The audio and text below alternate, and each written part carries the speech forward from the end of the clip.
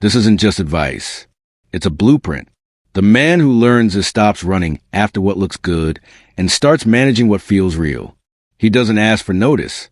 He quietly sets up the space where a woman's own mind works for her. Interest isn't cheering. It's a planned ripple. And the one who plans the ripple steers what happens next. Today's big mistake is simple. Men think a woman's interest comes from what is said, from praise, and from constant focus, as if connection was a game with quick rewards. The more they speak, the less they mean. The more they try to describe, the less they seem to be worth. Wanting, though, doesn't come from having too much. It comes from not having enough and from not being sure. What's hard to find makes you wonder. What you can guess makes you feel nothing. What isn't handed over right away wakes up a feeling inside. And once that feeling wakes up, the mind runs to find a reason why. The imagination does a job that talking never will. There's a worry men don't say out loud. They look for emotional calm. They want a guarantee of quiet before anything starts. But a woman in her nature doesn't answer to quiet. She answers the pull between what is sure and what is chance. It's the rub between what might happen and what hasn't happened yet that starts the fire of curiosity. When you give too much ease, you give a drug that makes you numb. When you give a hint of chance, not danger, but something unknown, you give something alive. Comfort makes things dull. Pulling makes things bright. Pulling, when done right, doesn't hurt, it shapes. A great thinker never wrote about drawing people in, but he wrote about how people are, and how people are doesn't change with new trends. Men are moved more by the dream of getting something than by actually having it. The same rule guides what a woman wants. Wanting lives in the almost, not in the have. The almost is putting in your heart. The almost is a story. The almost is where the mind makes pictures, ideas, feelings, and multiplies sensations. When you give all, you kill the dream. When you hint and keep it going, you feed the waiting. The worried man gives. The smart man manages. And he who manages creates worth. A psychologist called the shadow, the part of us we try to ignore, but our body knows. In a woman's hidden mind, the idea of a man who stirs feeling but doesn't give and wakes up the part that wants to be challenged, tried, and figured out. He isn't the silly image of someone who plays games. He's the puzzling person who says no to watering down who he is to be liked. He seems complete, and exactly because he doesn't fade away. He makes her inner world leave comfort and join the dance. The shadow moves when it hits a wall. Wanting grows when it meets a solid shape. A liquid looks for a cup. Energy looks for a form. Without a form, it spills and is gone. The usual man tries to make you agree. The worried man tries to make you see. The man who gets the game doesn't make you see. He directs. He makes a pattern that goes back and forth between high feeling and quiet, touch and silence, a sign and no sign. He lets her mind do the work. He lets not being sure build investment. He lets his absence be read as a message. He knows wanting isn't a switch. It's a zone. And in that zone, the rule is easy. Whoever sets the pull sets the order. And whoever sets the order gets respect before anything else. That's why the language of strength isn't pushing, it's holding. The man who learns emotional pull wakes up a woman's feeling side without a physical touch. Because he first touches what runs everything, the mind. When the symbol changes, the body follows. When the rhythm changes, the answer changes. When need goes silent, just being there takes over. And when just being there takes over, the rest, the looks, the movements, giving becomes what happens next. The game starts before speaking. The game starts when you stop looking for calm and start sending out plan pull. The game starts when you see that wanting is power and power before all else is ruling yourself. The unseen error. Men try to make a bond when they should make a pull. The modern man comes to a woman looking for warmth. He wants to be liked, to be let in, to feel safe. But safety kills the push and pull. And that push and pull is the root of wanting. Bonding is the last step of drawing someone in, not the first. The more you try to make a bond too soon, the more you wash away the mystery that could have made it on its own. A man's mistake is thinking a woman loves a man for emotional comfort when really she loves a mismatch between wonder and command. The feminine hidden mind doesn't answer to safety. It answers to emotional weight. A woman doesn't look for a man who gives her all. She looks for one who makes her feel. And feeling isn't built through long stories. It's built through trading energy. While the normal man tells about his life, the strategic one creates a sense of being. He doesn't fill quiet with talk. He stretches it until she starts to speak first. He lets the empty space work for him. And the more she speaks, the more she puts in. The one who puts in first is already being won over.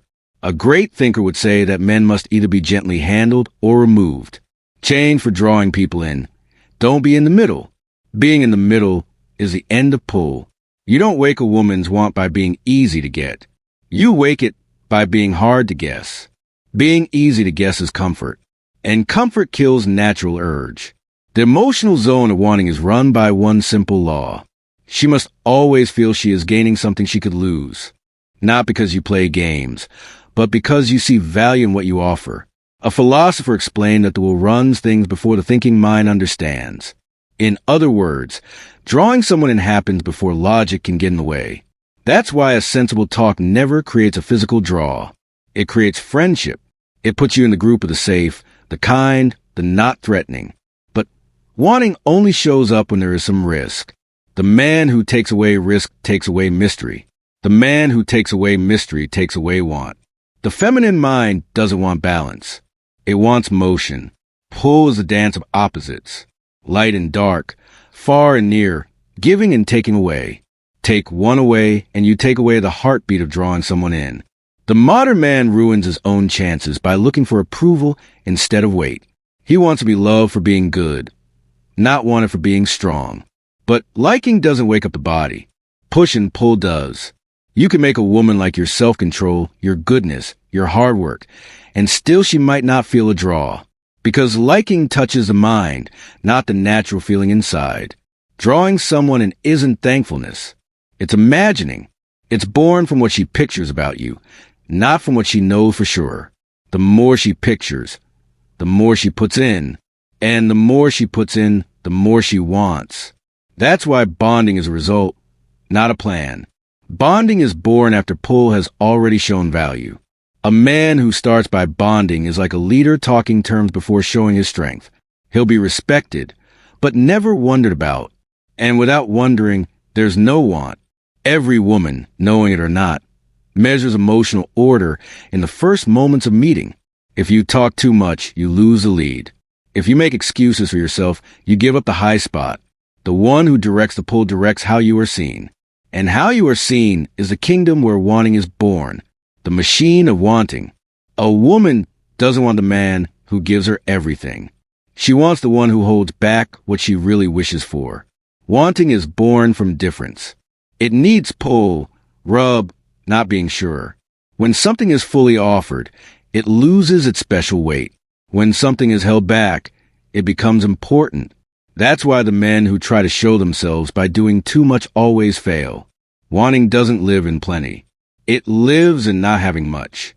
The feminine mind doesn't fall in love with reason. It falls into a beat. It doesn't give in to words, but to feelings.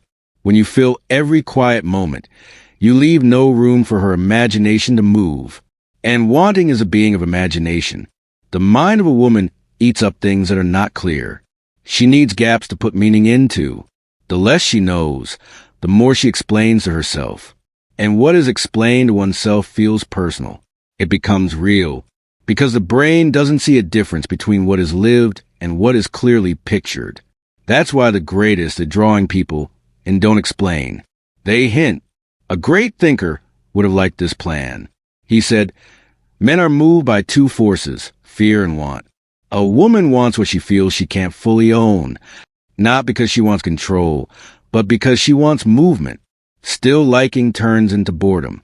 Changing not being sure turns into a strong need.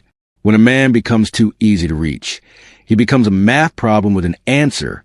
But when his energy moves between near and far, she starts to put effort into understanding him. And the more she tries to understand, the more she has already lost. Because in the game of wanting, whoever tries to understand has already given up. A psychologist wrote that the feminine shadow looks for a masculine presence, able to wake her inner storm, without breaking her frame. The man who is calm but strong becomes that idea. He's not the loud one, not the joker, not the smooth talker. He's the one whose quiet has meaning. He doesn't draw people in through noise, but through weight. He doesn't run after notice. He bends it around him. His absence becomes a presence. His holding back becomes fuel. Because pull is just energy that is held in, and energy, when not let out, changes into a strong interest. A woman doesn't want peace.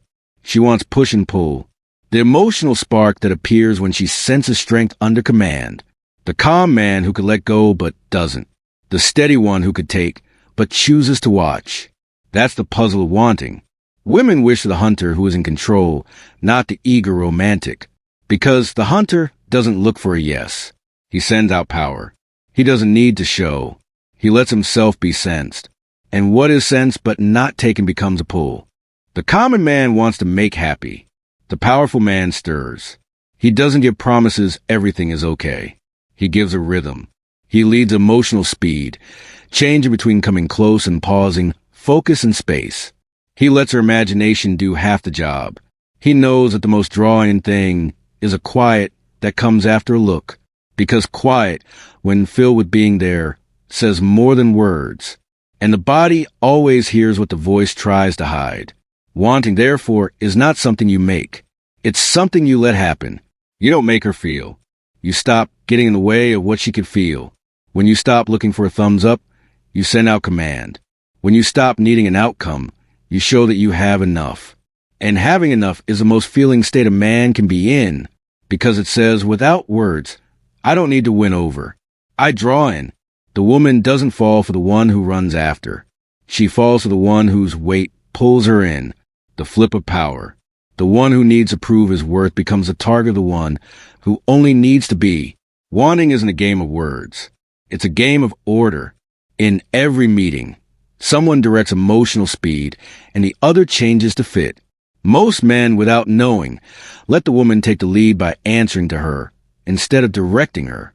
They let her mood set the tone, her focus set their worth, her quiet set their worry, and whoever answers first loses order. A woman doesn't fall for the man who looks for her okay. She falls for the one who doesn't need it because stepping back. When real says you have enough, it says, I pick, I don't chase. And every feminine sense knows that energy is being in charge. It's not a big head. It's being your own ruler. The man who acts from having enough doesn't fight for a spot. He makes a choice. And the man who makes a choice always controls the frame of wanting. A great thinker wrote that it is better to be wondered about with a little fear than to be loved if you can't be both. In the language of drawing someone in, fear here means respect. It's not about scaring. It's about the sense of mystery and result that surrounds a man who doesn't bend easily. Women respect men who are not emotionally ready whenever asked. They test limits to see if there is a firm line. And when they find it, oddly, they calm down because structure soothes feeling and command creates safety, not through words, but through energy. The flip of power happens when the man stops trying to be liked and starts choosing what deserves his energy. He no longer looks for being let in. He filters. He doesn't wait for a thumbs up. He watches reactions and adjusts his being there. He doesn't answer right away. He lets quiet set the speed. And that quiet, done on purpose, firm and ruling, does what no speech can do. It puts him above the sound. A psychologist described the idea of the self as bringing together the shadow and the light. Full command of your own two sides. In drawing someone in, this shows as a man who knows his own deep side but doesn't show it off. He doesn't hide it either. He directs it. He sees that to wake the feminine shadow, he must first have learned to rule his own. Because a woman can only give into what she deep down respects. And she only respects what she can't fully make tame. The average man looking to be loved gives everything. Time, focus, okay. But giving without choosing wrecks value. The man of power gives little, but every action has weight. A look, a pause, a word, all done on purpose. Each act becomes a symbol, because it's not common. And what's not common becomes special. That's why the flip of power isn't about playing games. It's about putting the order back. The man doesn't step back to punish. He steps back to keep his weight. He doesn't talk less to be puzzling. He talks less because his quiet already says enough. His focus isn't handed out. It is earned. And every woman, knowing it or not, knows the same law that runs all drawing in. The one who holds back controls the speed. The one who controls the speed runs the game. In the end, the woman doesn't give in to words. She gives into the energy that lives behind them. Drawing someone in is not talking. It's adjusting. The more you talk, the more you make the signal weak. The more you explain, the more you wash away the mystery. Because wanting isn't about logic. It's about the emotional speed that your being there sets. A woman doesn't fall for what she gets. She falls for what she feels but can't call by name. And what can't be called by name gets bigger. The modern man stuck on making things sure kills the very thing he is after. He wants to be liked before being wanted, let him before being felt, understood before being respected. But the order of drawing someone in is the opposite. First pull, then respect, then bonding. The one who looks for emotional safety too early ends up stuck in the comfort of being nice. And nice never wakes up natural feeling. Because wanting doesn't come from being the same. It comes from being different. A great thinker would say that all relationships are struggles for effect. In the field of drawing someone in, effect is unseen. It's not about being on top or giving in. It's about rhythm. When you control rhythm, you control how you are seen. And when you control how you are seen, you direct feeling. The man who directs feeling directs everything, even when he seems to be doing nothing at all. That's why true drawing someone in isn't moving. It's weight. Everything moves around the man who doesn't need to move. A psychologist described becoming whole as the process of bringing together strength and softness, thought and natural feeling, light and dark.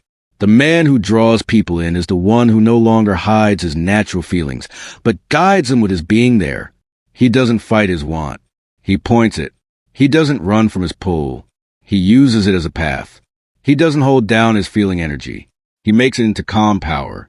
Because one without control is a mess. But control without one is empty. The skill isn't the balance. A woman's feeling side isn't woken up by pushing. It's woken up by allowing. She lets herself feel when she senses that the man before her is not scared of feeling. When he no longer says sorry for his want, his being there becomes freeing. Because the feminine doesn't open through force. It opens through push and pull. And push and pull is born the moment a man stops fearing his own natural feeling. He no longer hides it, nor shows it off. He simply is. And that calm taking, that quiet strength, that held-in draw is what makes her body answer, before her mind can step in. Wanting is not about winning over. It's about matching. The more a man returns to his own center, the more his energy speaks for him. He doesn't draw people in with hard work. He draws people in by being in line. He doesn't look for notice. He gets it without trying. Because the biggest puzzle of drawing someone in is this. When you stop trying to wake up want, you become the reason it wakes up. Please like this video if it helped you see things differently, and share your thoughts below.